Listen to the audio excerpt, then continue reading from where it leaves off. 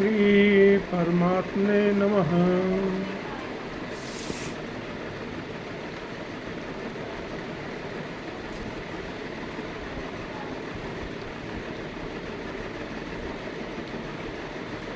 भगवान अर्जुन जी से कह रहे हैं कि हे भारतवर्षियों में श्रेष्ठ अर्जुन, पवित्र कर्म करने वाले अर्थार्थी, आर्त, जिज्ञास और ज्ञानी। ज्ञानी अर्थात प्रेमी, ये चार प्रकार के मनुष्य मेरा भजन करते हैं अर्थात मेरी शरण होते हैं। चार प्रकार बताया भगवान ने। पहले बताया था कि जो दुष्कृति लोग हैं वो मेरी शरण में नहीं होते हैं। सुकृति पवित्र आत्मा मनुष्य अर्थात भगवत संबंधी काम करने वाले मनुष्य चार प्रकार के होते हैं और ये चारों मनुष्य मेरा भजन करते हैं अर्थात स्वयं मेरे शरण में होते हैं। पहले कहा था कि दुष्कृति जो भगवान में न लगने वाले मनुष्यों की बात आई थी। अब यहाँ सुकृति की बात आ रही है, जो मनुष्य जो भगवान में लगते हैं उनकी बात कर रहे हैं। ये सुकृति मनुष्य जो है शास्त्रीय सकाम पुण्य कर्म करने वाले नहीं हैं, परंतु भगवान से अपना संबंध जोड़कर भगवत संबंधी कर्म करने वाले हैं। मतलब वो शास्त्रीय सकाम पुण्य कर्म करने वाले नहीं हैं जो शास्त्र में बताए गए हैं, यज्ञ करो ये करो, वो करने वाले नहीं, बल्कि भगवान से अपना संबंध जोड़कर भगवत संबंधी कर्म करने वाले हैं। सुकृति मनुष्य दो प्रकार के होते हैं, एक तो यज्ञ, दान, तप आदि और वर्ण आश्रम के शास्त्रीय कर्म भगवान के लिए करते हैं अथवा उनको भगवान को अर्पण करते हैं, और दूसरे भगवान नाम का जप तथा कीर्तन करना, भगवान की लीला सुनना और कहना आज केवल भगवत संबंधी कर्म करते हैं।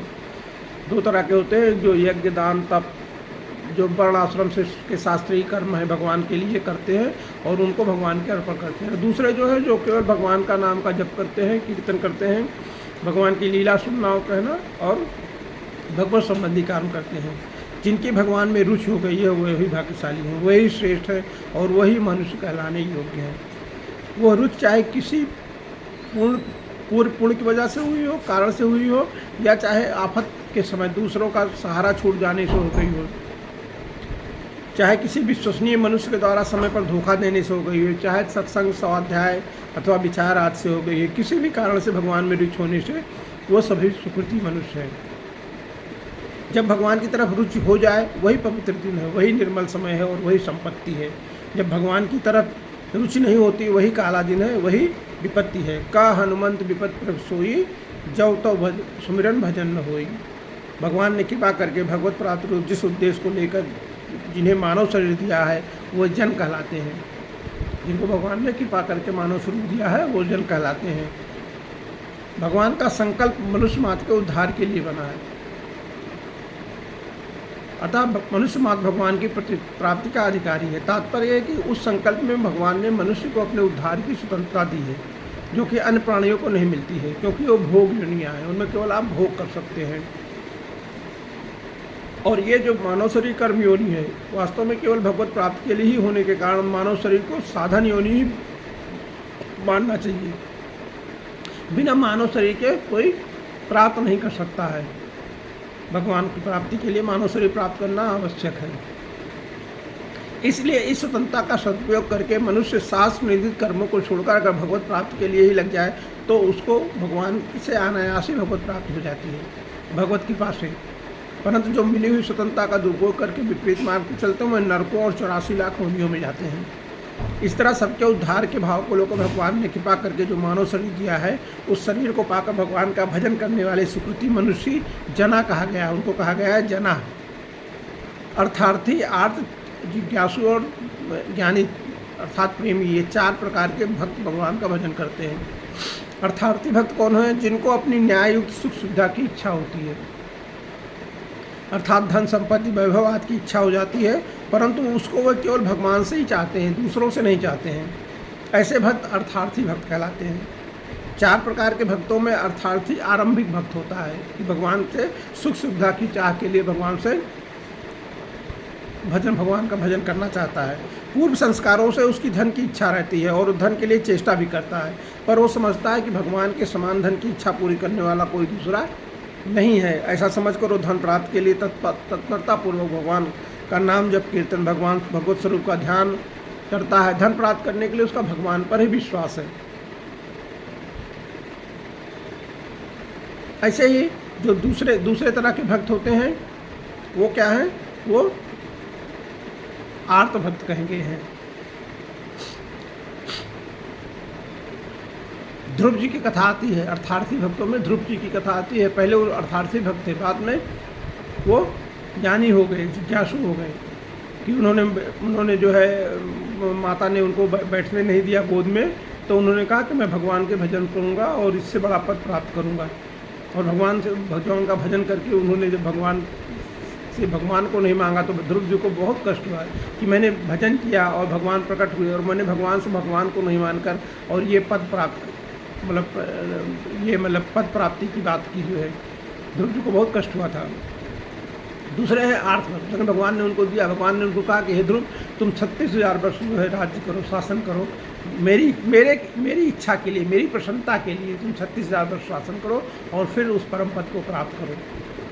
लेकिन उन्होंने भगवान को नहीं माना। परम पद तो प्राप्त हो गया, बहुत उच्च पद प्राप्त हुआ, लेकिन भगवान को, ध्रुव जी को बहुत मतलब क्लेश हुआ, बहुत ग्लानि हुई कि मैंने भगवान को क्यों नहीं मांगा, भगवान को ही मांग लेना चाहिए था, मुझे भगवान को ही मांगना चाहिए था। आर्त भक्त वो हैं जो उस 5 संकट आने पर, आफत आने पर, मन के प्रतिकूल घटना घटने पर जो दुखी होकर अपना दुख दूर करने के लिए भगवान को पुकारते हैं और दुख को दूर करना केवल भगवान से ही चाहते हैं, दूसरे किसी उपाय को काम में नहीं लाते हैं, वह आर्त भक्त कहलाते हैं। आर्त भक्तों में उत्तरा का दृष्टांत लेना ठीक बैठता है। उत्तरा के ऊपर जब अश्वत्थामा ने अपना ब्रह्मास्त्र चला दिया तो उत्तरा जो है वो केवल भगवान का आश्रय लेकर भगवान के पास पहुंच गई कि उन्होंने केवल भगवान का ही आश्रय लिया था उत्तरा जी ने। स्वामी राम सुखदास कह रहे हैं कि आर्त भक्तों में द्रौपदी और गजेंद्र का दृष्टांत ठीक नहीं बैठता है, क्योंकि माता द्रौपदी ने भी और गजेंद्र ने भी पहले दूसरे मतलब का सहारा लिया था, लेकिन उत्तरा ने किसी का सहारा नहीं लिया। उत्तरा ने केवल भगवान का सहारा लिया। जब उनके ऊपर आफत आई, अश्वत्थामा ने ब्रह्मास्त्र उनके ऊपर चलाया और उनको लगा कि मेरा गर्भ जो है नष्ट हो जाएगा, तो उन्होंने केवल भगवान का सहारा लिया और भगवान के पास गए और भगवान से ही जो है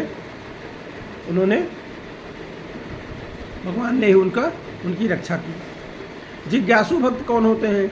जिसमें अपने स्वरूप को, भगवत तत्व को जानने की जोरदार इच्छा जागृत हो जाए, वो जिज्ञासु होता है कि वास्तव में मेरा स्वरूप क्या है, भगवत तत्व क्या है। इस प्रकार तत्व को जानने के लिए शास्त्र, गुरु अथवा पुरुषार्थ, शरण, मदन, निध्यासन आदि उपायों का भी आश्रय न रखते हुए केवल भगवान के आश्रित होकर उस तत्व को केवल भगवान से ही जो जानना चाहते हैं, वो कुछ नहीं करते हैं। वो श्रवण, मनन, निध्यासन आदि उपाय नहीं लाते हैं, केवल भगवान के शरणागत होकर भगवान से ही के ऊपर आश्रित होकर भगवान से ही जानना चाहते हैं, वो जिज्ञासु भक्त कहलाते हैं।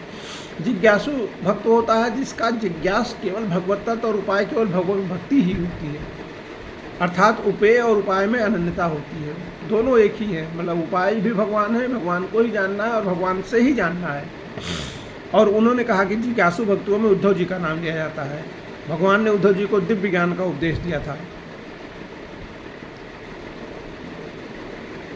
श्रीमद् भागवत में एकादश अध्याय में, एकादश स्कंद में 7 से लेकर 30 श्लोक तक जो है वो उद्धव गीता के नाम से प्रसिद्ध है।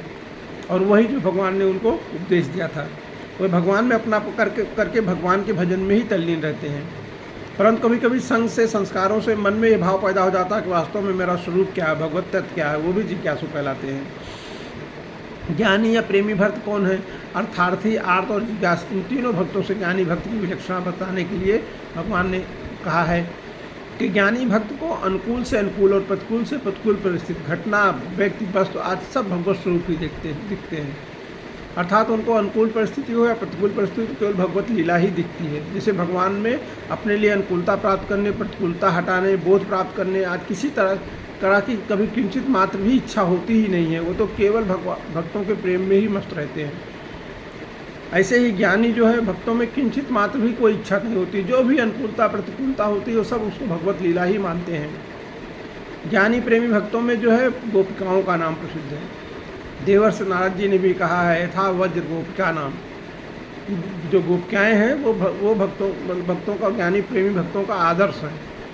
उन्होंने अपने सुख का, सब सुख का त्याग कर दिया था, केवल उनके प्रीतम केवल भगवान का ही मतलब जो है एक सुख उनके लिए था।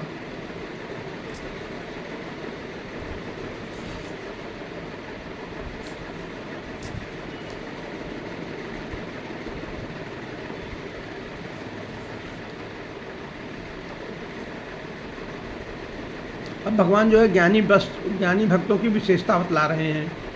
इन चारों भक्तों में अर्थार्थी, जिज्ञासु और ज्ञानी में ज्ञानी भक्तों की विशेषता बतलाते हुए भगवान कहते हैं कि उन चार भक्तों में मुझ में निरंतर लगा हुआ अनन्य भक्ति वाला ज्ञानी अर्थात प्रेमी भक्त श्रेष्ठ है। क्योंकि ज्ञानी भक्त को मैं अत्यंत प्रिय हूँ और वो मुझे अत्यंत प्रिय है। जो ज्ञानी भक्त है भगवान उसकी श्रेष्ठता बता रहे हैं कि वो मुझे अत्यंत प्रिय है और मैं उसको अत्यंत प्रिय हूँ, क्योंकि वो जो है हर चीज़ को भगवत लीला ही जानता है कि अगर कोई अनुकूल परिस्थिति आई वो भी भगवत लीला और कोई प्रतिकूल परिस्थिति आई वो भी भगवत लीला। भक्तों में ज्ञानी अर्थात प्रेमी भक्त श्रेष्ठ है, क्योंकि वो नित्य युक्त है, हमेशा वो ऐसा ही रहता है, मतलब वो कभी इससे विचलित नहीं होता है। उसको हमेशा भगवान का ही आश्रय है, वो सब चीज़ को भगवान ही मान रहा है, अर्थात वो सदा सर्वदा केवल भगवान में ही लगा रहता है। भगवान के सिवा किसी दूसरे किसी चीज़ में किंचित मात्र भी नहीं लगता है। जैसे गोपियाँ गाय धोते, दही बिलोते, धान कूटते, आज सभी लौकिक कार्य करते हुए वह भगवान श्री कृष्ण में चित्तवाली रहती हैं। ऐसे ही जो ज्ञानी भक्त होते हैं लौकिक और परमार्थिक सब क्रियाएँ करते समय सदा सर्वदा भगवान से जुड़ा रहता है, भगवान का संबंध रखते हुए उसकी सब क्रियाएँ पूर्ण होती हैं। उस ज्ञानी भक्त या प्रेमी भक्त का आकर्षण केवल भगवान में होता है, उसकी अपनी कोई व्यक्तिगत इच्छा नहीं रहती, इसलिए वो श्रेष्ठ है। अर्थार्थी आदि भक्तों में पूर्व कारणों कारण जब तक व्यक्तिगत इच्छाएं उत्पन्न होती रहती हैं तब तक उनकी एक भक्ति नहीं रहती है, अर्थात केवल भगवान में प्रेम नहीं होता है, परंतु उन भक्तों में इन इच्छाओं को नष्ट करने का भाव भी होता रहता है और इच्छाओं के सर्वथा नष्ट होने पर सभी भक्त भगवान के प्रेमी और भगवान के प्रेमास्पद हो जाते हैं। वहाँ भक्त और भगवान में द्वैत का भाव न रहकर प्रेमाद्वैत हो जाता है। ऐसे तो चारों भक्त जो है भगवान में नित्य निरंतर लगे रहते हैं, परंतु तीन भक्तों के भीतर में कुछ न कुछ व्यक्तिगत इच्छा रहती है। जैसे अर्थार्थी भक्त जो है अनुकूलता की इच्छा करते हैं, आर्त भक्त जो है वो प्रतिकूलता की इच्छा करते हैं, प्रतिकूलता मिटाने की इच्छा करते हैं, और जिज्ञासु भक्त अपने स्वरूप को या भगवत तत्व को जानने की इच्छा करते हैं। ज्ञानी अथवा प्रेमी भक्त में अपनी कोई इच्छा नहीं रहती, वो एक भक्ति है, वो सब चीज़ को भगवान स्वरूप ही देख रहा है, भगवान को ही मान रहा है। इसलिए भगवान कहते हैं कि उस ज्ञानी प्रेमी भक्त को मैं अत्यंत प्यारा हूँ और उसमें अपनी किंचित मात्र भी इच्छा नहीं है, केवल मेरे प्रेम में, इसलिए वो मेरे को अत्यंत प्यारा है। भगवान आगे कह रहे हैं, भगवान मतलब ऐसा नहीं है कि वो खाली मतलब ज्ञानी व्यक्तियों को अपना प्यार बता रहे हैं, दूसरे भक्तों को भी वो कह रहे हैं कि पहले के हुए सब के सब ही भक्त बड़े उदार हैं, परंतु ज्ञानी तो मेरा स्वरूप ही है, ऐसा मेरा मत है। भगवान कह रहे हैं कि सब बड़े उदार हैं, जो अर्थार्थी हैं, आर्थ हैं, जिज्ञासु हैं, सभी भक्त बड़े उदार श्रेष्ठ भाव वाले हैं, लेकिन जो ज्ञानी प्रेमी भक्त हैं वो तो मेरा ही स्वरूप है, कारण कि वो मुझसे अभिन्न है। क्यों मेरा स्वरूप है? क्योंकि वो अभिन्न है, वो प्रेम में है भगवान के, जिससे श्रेष्ठ दूसरी कोई गति नहीं है, ऐसे मुझ में ही वो दृढ़ स्थित है। जो ज्ञानी भक्त है, जो प्रेमी भक्त है, वो भगवान कह रहे हैं कि वो मुझसे अभिन्न है, क्योंकि वो प्रेम में, भगवान के प्रेम में ही है, वो दूसरा उसका कोई गति नहीं है, इसलिए वो मुझ में ही स्थित है, ऐसा भगवान कह रहे हैं।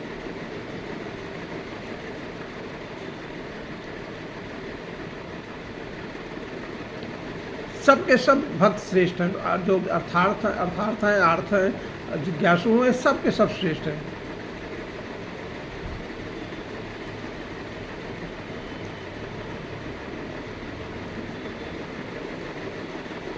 परंतु ज्ञानी भक्त जो है वो सबसे श्रेष्ठ है। भगवान कहते हैं कि भगवान ने कहा, आगे पहले कहा है कि भक्त जिस प्रकार मेरे शरण होते हैं उसी प्रकार मैं उनका भजन करता हूँ। भक्त भगवान को चाहते हैं और भगवान भक्त को चाहते हैं, परंतु इन दोनों में पहले भक्त ने ही संबंध जोड़ा है, और जो संबंध जोड़ता है वो उदार होता है। इसलिए भगवान ने कहा है कि बाकी सब बहुत उदार हैं, श्रेष्ठ भाव वाले हैं।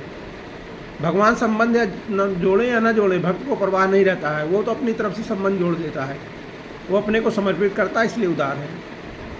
भगवान कह रहे हैं कि इसलिए वो उदार है।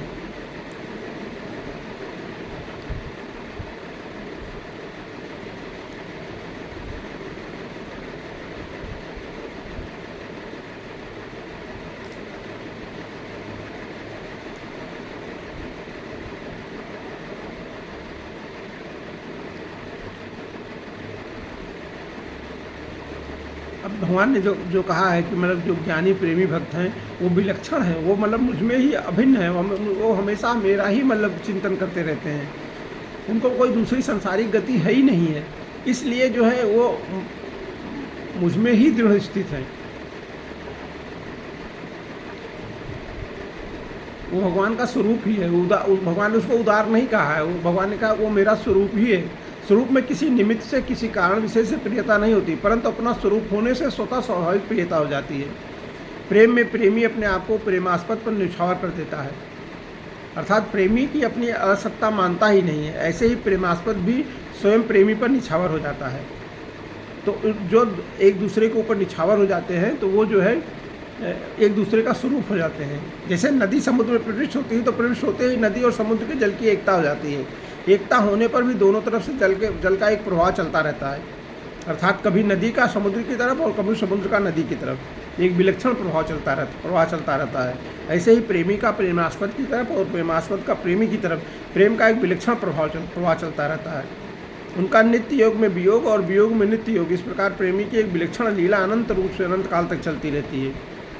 तो इसलिए भगवान ने कहा है कि वो मेरे ही स्वरूप हैं, वो मेरे ही जो है जैसे हैं।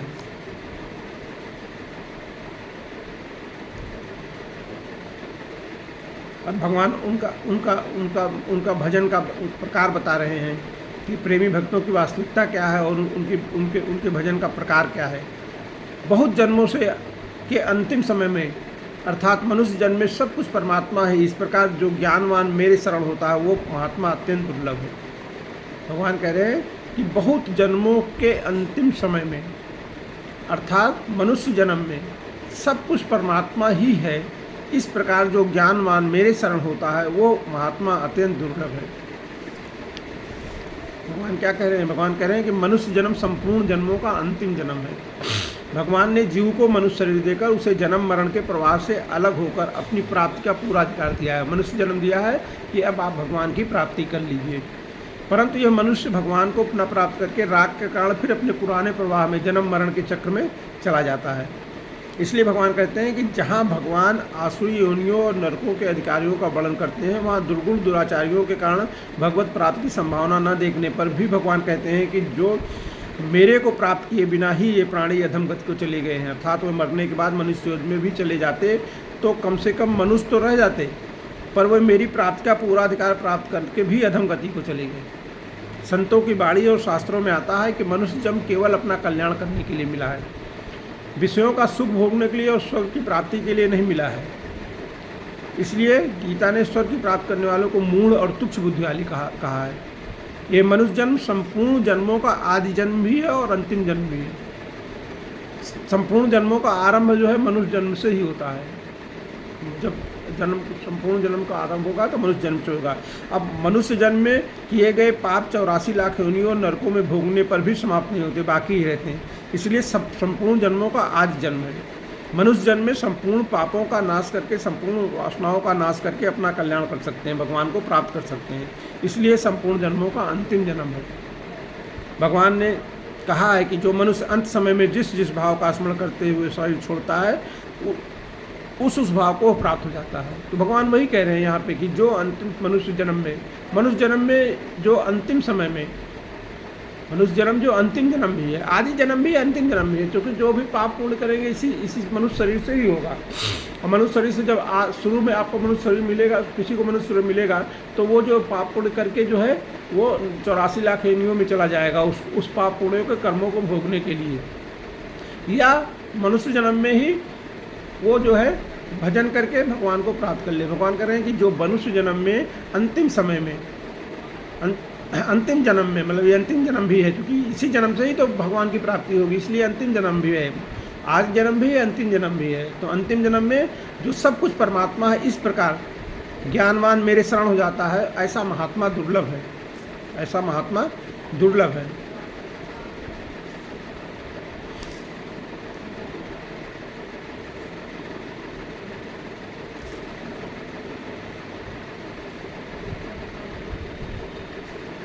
सब जगह बहुत बहुत बड़ी टीका इस पे की है, जो है स्वामी राम सुखदास जी ने। तो ये जो है, लेकिन अपने को इतने समझने वाली बात है कि सब कुछ परमात्मा है। वासुदेव सर्वम, वासुदेवा सर्वम, सब जगह सब कुछ परमात्मा ही है। ऐसा जो है, इस प्रकार जो है ज्ञानवान जो भगवान के शरण हो जाता है वो महात्मा दुर्लभ है।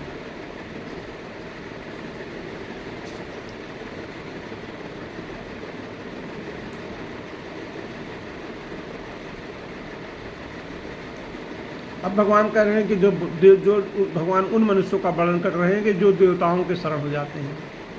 एक तो भगवान के शरण होना हुआ और एक हुआ देवताओं के शरण होना। तो क्या भगवान उनका वर्णन कर रहे हैं जो देवताओं के शरण हो जाते हैं। उन कामनाओं से जिनका ज्ञान हारा गया है, ऐसे मनुष्य अपनी प्रकृति अर्थात स्वभाव से नियंत्रित होकर उस अर्थात देवताओं के उन नियमों को धारण करते हुए उन देवताओं के शरण हो जाते हैं। भगवान कह रहे हैं कि मतलब उन कामनाओं से जिनका ज्ञान हरा गया है, जो मतलब कोई कामनाशील हो गए हैं, जिनकी कामनाएं जागृत हो गई हैं और वो कामनाओं के कारण जो है वो अपनी प्रकृति और स्वभाव के अनुसार नियंत्रित होकर उस अर्थात उस देवताओं के उन नियमों को धारण करते हुए अन्य देवताओं के शरण हो जाते हैं। भगवान ने कहा ना, जब ब्रज में जो भगवान ने नंद बाबा वगैरह जो इंद्र देवता की पूजा करने जा रहे हैं, तो भगवान ने कहा कि गिरिराज की पूजा करिए, हमारी पूजा करिए।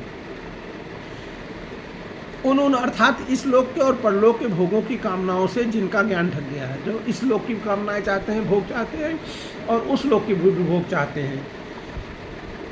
इस लोक का भी चाहते हैं, उस लोक का भी चाहते हैं, दोनों का चाहते हैं, यहाँ का ही चाहते हैं, वहाँ का नहीं चाहते। मतलब कुछ कामनाएं जिनकी जागृत है, जो कामनाएं जिनकी जागृत हो गई हैं और जिससे उनका ज्ञान ढक गया है, वो मतलब वे समझ नहीं पा रहे हैं कि कामना की पूर्ति के बाद इसका अंत भी हो जाएगा। कामना की पूर्ति के साथ ही उस कामना का अंत हो जाएगा, उस सुख का अंत हो जाएगा और दुख का आरंभ हो जाएगा। करें कि उससे ज्ञान उनका ढक गया है, कामना बलवान हो गई है और उससे उनका ज्ञान ढक गया है, आच्छादित हो गया है।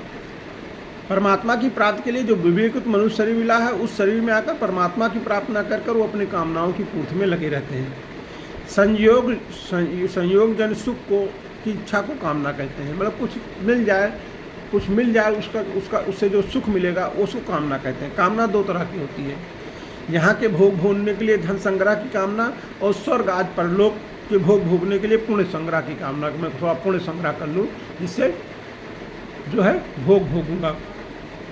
धन संग्रह की कामना दो तरह की होती है। पहली, यहाँ चाहे जैसे भोग भोगें, चाहे जब, चाहे जहाँ और चाहे जितना धन खर्च करें, सुख आराम से दिन बीते। आज के लिए अर्थात संयोग जन्य सुख के लिए धन संग्रह की कामना होती है, और दूसरी, मैं धनी हो जाऊं, धन से मैं बड़ा बन जाऊं। आज के लिए अभिमान जन्य सुख के लिए धन संग्रह की कामना होती है। ऐसे ही पुण्य संग्रह की कामना भी दो तरह की होती है। पहली, मैं पुण्यात्मा कहलाऊं, और दूसरी, परलोक में मेरे को भोग मिले। इन सभी कामनाओं से सत असत, नित्य अनित्य, सार असार, बंध मोक्ष आज का विवेक आच्छादित हो जाता है। विवेक आच्छादित होने से वे समझ नहीं पाते कि जिन पदार्थों की कामना कर रहे हैं वो पदार्थ हमारे साथ कब तक रहेंगे और हम उन पदार्थों के साथ कब तक रहेंगे। कामनाओं के कारण विवेक जो ढक जाता है, से वह अपनी ढका होने के कारण वह अपनी प्रकृति से नियंत्रित होते रहते हैं, अर्थात अपने स्वभाव के परवश रहते हैं। यहाँ व्यक्तिगत स्वभाव की बात की जा रही है। मतलब यहाँ जो प्रकृति की बात की गई है वो व्यक्तिगत स्वभाव की बात की गई है। व्यक्तिगत स्वभाव सब में मुख्य होता है, सब स्वभाव में व्यक्तिगत स्वभाव मुख्य होता है। अतः व्यक्तिगत स्वभाव को कोई छोड़ नहीं सकता है, ठीक है ना। परंतु इस स्वभाव में जो दोष है उसको तो मनुष्य छोड़ ही सकता है। अगर उन दोषों को मनुष्य नहीं छोड़ सकता तो फिर मनुष्य जन्म की महिमा ही क्या हुई। मनुष्य अपने स्वभाव को निर्दोष शुद्ध बनाने में सर्वथा स्वतंत्र है, परंतु जब तक मनुष्य के भीतर कामना पूर्ति का उद्देश्य रहता है तब तक वो अपने स्वभाव को सुधार नहीं सकता, और तभी तक स्वभाव की प्रबलता अपने में निर्बलता दिखती है। परंतु जिसका उद्देश्य कामना मिटाने का हो जाता है वो अपनी प्रकृति का स्वभाव का सुधार कर सकता है, अर्थात उसमें प्रकृति की परवशता नहीं रहती है। कामनाओं के कारण प्रकृति की परवश होकर मनुष्य कामना पूर्ति के लिए अनेक उपायों और नियमों को ढूंढता रहता है। अमुक यज्ञ करने से कामना पूरी होगी, अमुक तप करने से होगी, अमुक दान करने से कामना पूरी होगी, अमुक मंत्र जमने से पूरी होगी, आदि उपाय खोजता रहता है। उन उपायों की विधियाँ अर्थात नियम अलग अलग होते हैं। जैसे अमुक कामना पूर्ति के लिए अमुक विधि से आज करना चाहिए, अमुक स्थान पर करना चाहिए, इस तरह मनुष्य अपनी कामना पूर्ति के लिए अनेकों उपायों और नियमों को करता है। कामना पूर्ति के लिए अनेकों नियम धारण करके मनुष्य अन्य देवताओं की शरण लेते हैं, भगवान की शरण नहीं लेते हैं। अन्य देवताओं को भगवत स्वरूप नहीं मानते हैं, परंतु उनकी अलग सत्ता मानते हैं, भगवान से अलग उनकी सत्ता मानते हैं। भगवत स्वरूप ही माने अगर कि हाँ सब भगवान ही है, वासुदेवा सर्वम, सब भगवान ही है, तब तो ठीक है। लेकिन वो उन देवताओं की अलग सत्ता मानते हैं, और अलग सत्ता मानने से क्या होता है कि इसी से उनको अंत वाला फल मिलता है, नाशवान फल मिलता है। अगर वो देवताओं की अलग सत्ता मानकर उनको भगवत स्वरूप ही माने तो फिर उनको अंत वाला फल नहीं मिलेगा, प्रत्युत अविनाशी फल मिलेगा। देवताओं के शरण रखने में दो मुख्य कारण हुए, एक कामना और एक अपने स्वभाव की परवशता। कामना चूंकि आ जाने से वो जो है, कामना प्रबल हो जाने से वो परवश हो जाते हैं, स्वभाव से परवश हो जाते हैं, और वो भूल जाते हैं कि सब कामनाओं का फल मिट जाएगा एक दिन जो है। इसलिए कामनाओं के चक्कर में नहीं पड़ना चाहिए। कामना पूर्ति और उसके बाद फिर दूसरी कामना पूर्ति, फिर तीसरी कामना पूर्ति, एक ही चीज़ देखने का कि सर्वत्र भगवान ही है। ये दुनिया, ये संसार जहाँ तक नजर जा रही है वो माया जो है वो भगवत स्वरूप ही माया है, भगवत स्वरूप है। सब भगवान ही है, भगवान ही सब रूपों में फैले हुए हैं, और भगवान ही प्रतिकूलता अनुकूलता बन के आते हैं, भगवान ही मित्र शत्रु बन के आ रहे हैं, भगवान ही उदासीन बन के आ रहे हैं, भगवान ही सब कुछ है। इसलिए भगवान के ही उसमें रहने का, केवल भगवान के कहने के भाई मैं आपकी शरण हूँ और आप ही मतलब जो है, और बाकी कुछ भी प्राप्ति है, कोई बड़ा मकान, बड़ा दुकान, बड़ा पैसा, बड़ा महिमा, बड़ी मान प्रतिष्ठा सब मिट जाती है, कोई कुछ भी जाता नहीं है जीव के साथ। केवल भगवान के अनन्य शरणगति जो होते हैं वही जाते हैं। भगवान आगे कह रहे हैं कि जो भक्त जिस देवता का श्रद्धापूर्वक पूजन करना चाहता है उस देवता में ही मैं उसी की श्रद्धा को दृढ़ कर देता हूँ। मैं जो है उसकी श्रद्धा को उस देवता में ही दृढ़ कर देता हूँ जिस देवता को कोई भी श्रद्धापूर्वक पूजन करना चाहता है, उसको मैं उसकी देवता को दृढ़ कर देता हूँ। तो देवता की भी पूजा की जा सकती है, लेकिन भगवत स्वरूप समझ के। भगवान ही उस देवता के रूप में, भगवान ही उस देवता के रूप में आए हुए हैं, भगवान ही उस देवता के रूप में बने हुए हैं, भगवान ही उस देवता के रूप में कामनाओं की पूर्ति करते हैं। जैसे नंद बाबा वगैरह ने जब गिरिराज भगवान की पूजा की, उनकी परिक्रमा की, तो भगवान ही जो है वो सब जो प्रसाद चढ़ाया गया था उसको अगोरने लगे। तो भगवान ही जो है वो देवता भी हैं। तब पूजा करने से जो है भाव बदलना है। भाव क्या बदलना है? भाव ये बदलना है कि सब कुछ भगवान ही है, इधर भगवान, उधर भगवान, आगे पीछे भगवान, सर्वत्र भगवान, जो कुछ भी है सब भगवान ही बने हुए हैं। भगवान के अलावा और कोई तत्व नहीं है और कुछ है नहीं, केवल एकमात्र तत्व है जो सत्य है, वो भगवत तत्व है, भगवत स्वरूप है।